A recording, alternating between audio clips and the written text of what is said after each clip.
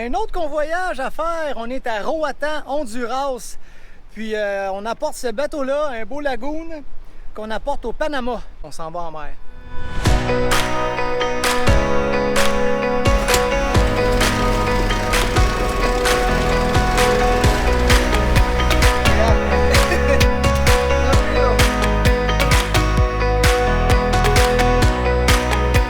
Le vent il a monté à 25-30 nœuds. Fait que là on est en fuite, j'ai allumé les deux moteurs pour aider à passer ça. Puis on va prendre le cap. Il est 5h30. Je viens de reprendre la barre à roue pour faire des tests. Parce que là, il y a les sargasses qui prenaient dedans. Et encore une fois, les sargasses ont pris dedans. Fait que, on va se remettre à la cape. Hannibal, il va sauter à l'eau, allez voir ça. Pas besoin de café matin quand tu sautes dans l'eau frette. Mais pas si froide. OK, Hannibal? OK? Donc, je vais vous montrer comment on fait quand on se place à la cape. Donc, je vais mettre le bateau face au vent. Stand-by, puis regardez bien le génois, qu'est-ce qu'il va faire. Là, il est en poste avec la grand voile. Là, le bateau va s'en aller au vent. Le génois va vouloir changer de côté. Le bateau va se ralentir de lui-même. Voilà, il commence à faceiller. Oh! Voilà, il est allé s'accoter de l'autre côté. Puis là, ben, le bateau va rester à la cape face au vent. Parce que là, le bateau, il veut aller comme ça. Mais il ne peut pas aller par là parce que la grand voile, elle aussi, est en poste. Donc le bateau, il reste comme ça, face au vent. Donc on s'y met à la cape encore. Puis là, ben Hannibal, il s'en va dans l'eau. Hey, bon matin! Bon matin! Puis autre. Oui. Bizarre ça. Peut-être l'autre côté, parce qu'il dit que ce côté-là, il y en a pas. Il y en avait. Il était moins dur qu'hier. Puis il y avait de la sargasse. Il y en avait un petit peu de ce côté-là, puis un peu plus de l'autre bord. Première fois que ça arrive, la sargasse, ça prend d'un safran. C'est rendu fou la pollution, sérieux. Je sais pas comment on va faire pour naviguer. Là, on peut plus pêcher. Là, tu peux plus avancer correctement parce que tu es obligé de sauter à l'eau, aller défaire ça. Anyway, c'est ready, on repart, puis on va se faire un bon café. Jour 4 en mer. Une belle nuit, ça a bien été la voile, tout a bien été. C'est perfecto! Le grand voile toujours en poste avec le génois. Puis Cuba droit devant, on arrive cet après-midi. On n'arrête pas, là. On ne fait pas d'escale à nulle part, c'est toujours en mer, sauf que ça fait partie de ma stratégie, contourner les alizés. Une fois arrivé à Cuba, ben là, je suis protégé, donc je vais avoir un peu de vent, mais pas de vague. Donc, je vais pouvoir me diriger vers la Jamaïque. Puis après ça, ben, on va tracer direct avec les vents au portant jusqu'à Panama. Jusqu'à maintenant, ma stratégie fonctionne. Bien content, bien fier de moi. Je m'en viens bon pour lire la météo puis faire mes plans de route. De mieux en mieux. Fait que c'est super cool. Fait que là, on va laisser faire. Le café doit être prêt, je l'entends siffler. On s'est ralenti un peu parce qu'il y avait un cargo, c'était collision. Donc là, on s'est mis au près serré. On est à 35 degrés. Fait que le bateau, il va à 3,5 nœuds. Fait que ça permet au cargo de cible dangereuse détectée. Vous voyez? Collision. C'est juste que l'OIS m'avertit, donc il fait bien son travail. Mais il va être passé avant nous, il roule à 11 nœuds. C'est sûr qu'il n'y a pas collision. Le catamaran avance quand même bien, il y a 12 nœuds de vent, puis on fait 3 nœuds à 30 degrés. On arrive au cap. Puis il y a des gros grains, on vient de rentrer dans la zone de grains aussi, là. On n'a pas eu depuis qu'on est parti. Là, derrière, vous voyez que c'est menaçant. Mais ça passe à côté, puis tout ce côté-là, c'est beau, c'est là qu'on s'en va. Cuba est là, droit devant. Donc on espère que lui ne nous passera pas dessus. Mais dès que le cargo passe, ben, on reprend le cap. So I'm taking my time on my ride. Taking my time on my ride.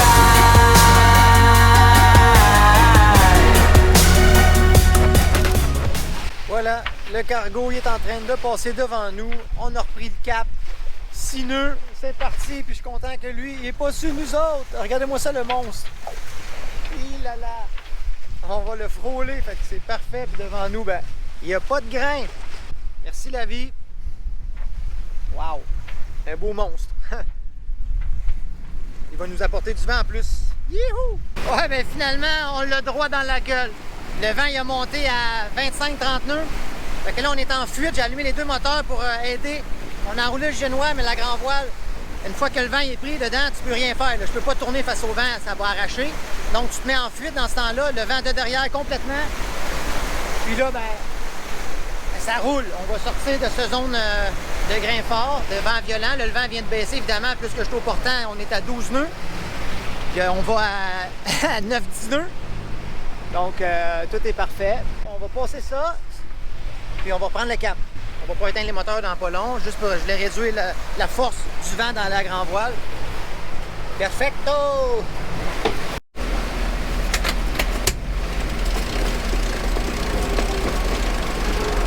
C'est presque fini.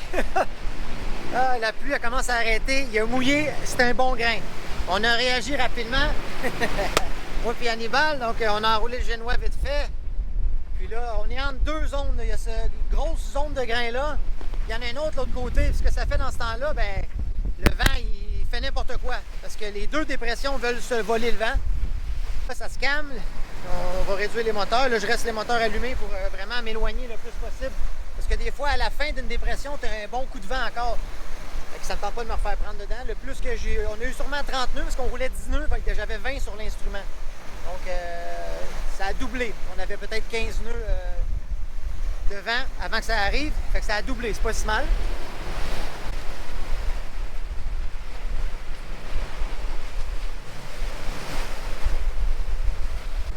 Bon, ben avant que le vent revienne, je vais en profiter pour réparer le génois. Parce qu'il était sorti du rail. Je l'avais vu avant de partir de Roatan. Le propriétaire me l'avait dit. Puis il était complètement sorti du rail. Donc là, il n'y a pas beaucoup de vent. Fait que j'ai baissé la drisse. Puis on va le rentrer dedans. OK, Poco! Stop! Stop! OK, Mas!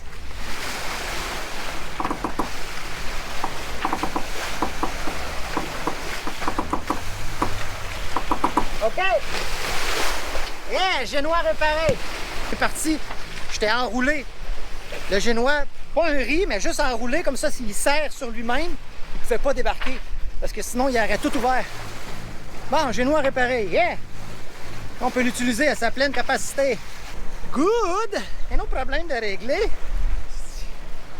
Wouhou! Hey, bueno trabajo! Hey, amigo! Ce qui est bon. Il comprend tout, il voit, il apprend, tu sais. Il est vraiment bon, Hannibal. Bon, le vent est revenu stable. On a le bon cap. Là. Le génois est sorti. J'attendais que les pressions passent. Il fait super beau. On va remonter la grand voile. I've been thinking too much. Help me. I've been thinking too much. I've been thinking too much. I've been thinking too much. Help me. I've been thinking too much. I've been thinking too much. I've been thinking too much. Help me. Oh yes! On a monté la grand voile sans rentrer le génois. Ça, tu fais juste te mettre le plus au près possible tant que le génois ne s'essaye pas, là, genre 35-40 degrés. Puis tu tasses la bombe de la grand voile le plus au vent possible. Et là, ben, elle se monte toute seule. Fait que numéro 1, il faut juste être plus vigilant là, parce que si le moindrement que l'angle du vent change, bien, la grand voile, le vent il prend dedans, mais il faut toujours évaluer les conditions avant. Un poco más. Perfecto! On ferme les moteurs. Yeah, pop, pop, pop, pop. Ah. Tranquilidad. No ruido. Parfait, bon. C'est parti, mon kiki. 14 nœuds de vent par an, 15 nœuds de vent par an, tout voile sorti. Puis en direction de Cuba. Bon, ben, on vient de sortir le drapeau jaune, on l'a installé. Parce que là, on va être en eau territoriale cubaine. Donc, je vais naviguer côtier, c'est ma stratégie pour contourner les alizés. Je vais pouvoir, je vais le faire peut-être en 2-3 jours. Je ne sais pas à quel point ça va aller vite parce que je peux naviguer seulement 2 jours. Parce que là, il n'y a pas beaucoup d'eau, il y a plein de récifs partout. Ils ont sûrement mis des cages à crabes. Bref, il faut que je fasse ça 2 jours seulement. Ça va me permettre, même s'il y a du vent, parce que le vent va arriver de la terre, je ne serai pas impacté vraiment. Donc je vais pouvoir avancer quand même. Sinon en mer, j'aurais pas pu aller contre ça, c'est trop fort.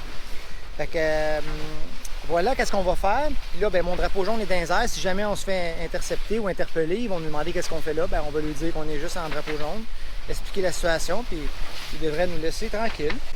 Ouais, ben après la pluie, le beau temps, c'est vrai. Parce que regardez-moi ça, les conditions, les amis. Tout voile sorti, 8 nœuds de vent réel, 10 nœuds de vent apparent, et je fais 4.5, 5 nœuds avec le Lagoon 400. C'est vraiment bien, j'ai rien à dire. La mer est super calme. On est au près serré, 60 degrés. Ah, que c'est magnifique. On est à veille de voir la côte de Cuba dans pas long, dans peut-être 1h30, 2 heures, on va voir la côte. Puis ben là, ça va être agréable. C'est toujours le fun aussi d'avoir quelque chose à regarder, des paysages. J'adore être en mer aussi, là, à perte de vue. C'est le fun d'avoir du paysage à regarder. Mon équipier Hannibal fait un petit dodo. Puis, je parlais à sa copine, qui est une très bonne amie à nous, québécoise. Je lui disais que son chum était vraiment bon, puis je suis content de l'avoir choisi. Il m'impressionne, il est tellement smart et tout. Puis j'étais ému en écrivant ça à sa copine parce que il me fait beaucoup penser à moi quand j'avais son âge. Il a 26 ans, il vient du Guatemala. C'est une partie d'Amérique centrale que c'est pas facile. Hein? C'est vraiment difficile. Ça démontre que quand tu veux t'en sortir dans la vie, il faut que tu saisisses les opportunités. Et c'est ce qu'il fait, Hannibal. Il saisit les opportunités. Puis quand j'ai eu ce convoyage-là, j'ai tout de suite pensé à lui. Je sais pas pourquoi, mais ça serait vraiment cool de partager ça avec lui. Même si on parle pas la même langue, même si la communication n'est pas toujours facile, on se comprend super bien. Puis ben là, il tripe. Ça va le mener à autre chose, il va apprendre d'autres choses, il s'ouvre sur le monde, il saisit, il a tout de suite dit oui, je le fais. Puis, j'étais vraiment ému un matin, là, parce que moi aussi, j'ai eu un début de vie difficile. Mais je me suis pas apitoyé sur mon sort, puis j'ai décidé de changer ma vie, de saisir les opportunités, de créer des opportunités, de dire oui à tout. Puis c'est exactement ce qu'il fait. Je suis vraiment fier de lui. Puis peu importe votre situation dans la vie, il y a des opportunités qui se présentent à vous chaque jour. Donc il faut les saisir. Oui, ça fait peur. Oui, vous allez être critiqué. Mais sinon, vous allez être prisonnier dans une vie qui ne vous ressemble pas. Personne qui mérite de vivre dans une vie qui n'a pas choisi. C'est d'une tristesse. Évidemment qu'il y a des exceptions à la règle. Évidemment que c'est-tu la chance, c'est-tu les privilèges. J'ai aucune idée. Une chose est sûre, c'est que peu importe où je serais né dans le monde, peu importe le pays, j'aurais réussi. J'aurais trouvé des solutions, j'aurais saisi des opportunités. C'est pas vrai que c'est parce que tu viens d'une partie du monde que tu peux pas rêver grand et aspirer à changer ta vie. Puis ben, Hannibal, c'est amené la preuve. Je suis bien fier de lui. Puis osez réaliser vos rêves. On est bien content. L'étape 1 est faite. Il y a 3 étapes à ce convoyage. La première étape était de partir de Roatan jusqu'à Cuba, au près. Donc c'était du près. C'était plus technique parce que j'avais peu de marge de manœuvre. Parce que quand tu es au près, tu peux plus aller plus loin. Tu es au maximum de l'angle du vent. Donc, mais ça a bien été. On a bien fait notre météo. Là, la deuxième étape, c'est de longer Cuba. On en a pour 2 jours. À longer Cuba pour aller se positionner pour ma ligne, ma dernière étape, la 3e, la ligne de descente de Cuba, direction Panama direct. Fait que là, il faut que j'arrive exactement à ma ligne parfaite qui passe entre les hauts-fonds, entre les îles Caïmans, Jamaïque, San Andrés. Je vais tracer une ligne directe jusqu'à Colón. Puis c'est ma ligne que je vais prendre. Donc, on est en route pour se positionner. Ça devrait prendre 2 jours. Yeah!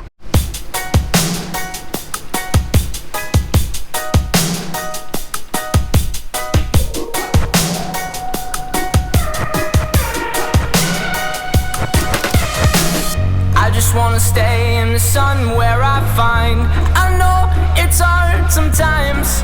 Be pieces of peace in the sun's peace of mind. I know it's hard sometimes. Yeah, I think about the end just way too much. But it's fun to fantasize on my enemies who wouldn't wish who I was. But it's fun to fantasize.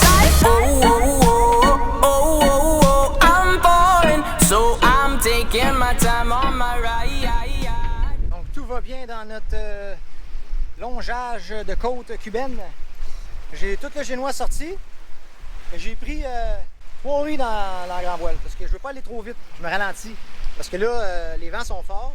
Si j'arrive trop vite, je vais avoir le vent d'en face quand que je tourne l'île. Donc, je me ralentis pour que quand j'arrive à ce point-là, le vent il va censé faiblir. Donc, ça va être plus facile pour moi de remonter au vent. C'est ça la stratégie. Mais même avec 3 roues dans la grand voile, on fait 6 nœuds. 15 nœuds de vent. Donc, ça avance. Bien là, c'est sûr qu'il n'y a pas de mer. C'est flat, flat, flat. Plus que c'est flat, plus que le bateau va vite.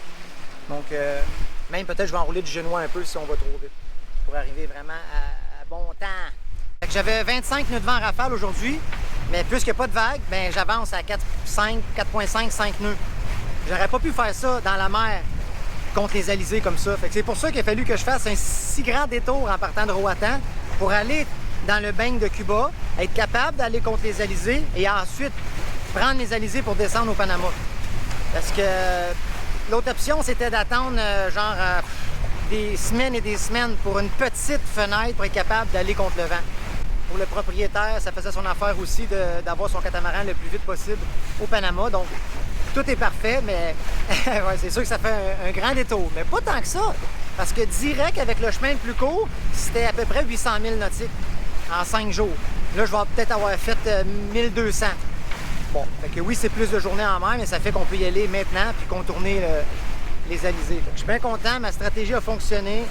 D'après moi, je viens de voir, j'ai repris un point météo. La fenêtre est belle. J'aurais peut-être pas besoin de faire 2 jours de moteur dans le beigne. Je pense que j'ai un bel angle pour être capable de passer entre les îles Caïmans. C'est là-dedans qu'il faut que je passe. Là. Il y a les grands Caïmans, petits Caïmans. C'est vraiment la ligne, la trajectoire que je dois prendre, sinon je vais être trop décalé. Je ne veux pas aller au près dans cette grosse mer-là, contre du 25 nœuds de vent. Je ne veux pas aller là-dedans. Donc, je veux les éléments avec moi. Donc, je ne peux pas aller trop... Cet angle est pas possible. Fait que si je suis trop décalé, ben là, ça va mal aller parce que je vais être déporté complètement vers San Andrés, ce qui n'est pas si grave, parce que je pourrais descendre jusqu'à Bocas, mais ensuite, il faut que je fasse de Bocas à Colón. Puis il n'y a pas juste les alizés à contourner, il y a aussi une zone de pirates quand même assez active le long du Honduras puis du Nicaragua. Donc c'est pas à prendre à légère. Il y a ça aussi que je dois contourner. Donc tout est parfait. On ne veut pas se faire attaquer par les pirates.